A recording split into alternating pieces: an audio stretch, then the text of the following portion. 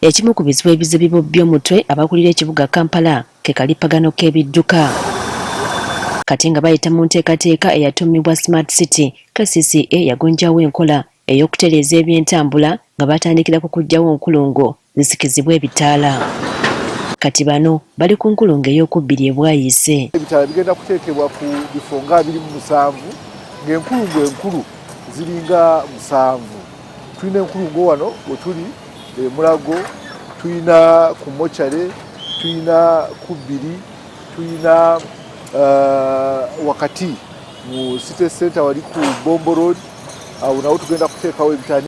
Okusinza ku Daniel Niwabine akola ng'omwogezi wa KCCA ng'ogyeko okkendeeza kalipagano k'ebidduka era bakugaziya n'enguudo endala enkulungo zino we zigenda okuggyibwa. Bwe tunajjawo enkulungo ne tuteekawo ebitaala, ekifo kijja kuba kigaziyidde ddala nga n'emmotoka zitaayaaya bulungi. Agamba nti ebitundu ebimu enkulungo we zijjiddwa newankubadde tewannateekebwawo bitaala, enjawulo weeri okusinziira nga bwe gwali nga zikyaliwo. Bw'ogenda e Nakawa ku Spear newankubadde tetunnateekawo bitaala naye okugaziya kuyambyeko emmotoka obutabeera mu jaamu w'amaanyi. Ne bw'ojja era e Nakawa kumpi n'akatale ng'ogenda okwambuka enaggulu nawo tukozeewo era newankubadde ebitaala tebinnagendawo n'olaba omugotteko gukendeeredde ddala.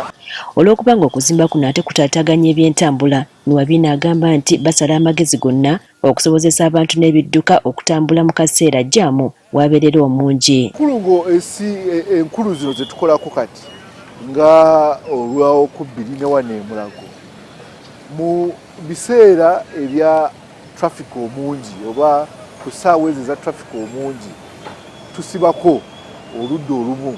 Ku makya sayidi ereeta abantu mu kibuga ebanzigule bulungi nnyo, ate olw'eggulo sayidi ejja abantu mu kibuga bwenzigule. Bwe tugenda ku Bbiri mu kiseera traffic wabeerera waggulu ng'abantu bava ewandegeya baddayo ewaka, tuggalawo sayidi emu ne bakozesa ruutu eyambuka awe Makerere. Kati asabye bannayuganda okutegeera embeera eriwo bateeketeeke engendo zaabwe nga bukyali. Oba opulaninga olugendo lwo kyetaaga otandike nga bukyali. Abadde asimbula essaawa emu ewaka osimbula essaawa 12. Ssente ezikola eddimu lino zaweebwayo ekitongole ki Japan Cooperative International Agency JICA. Priska Namulema agafeeyo ku Spark TV.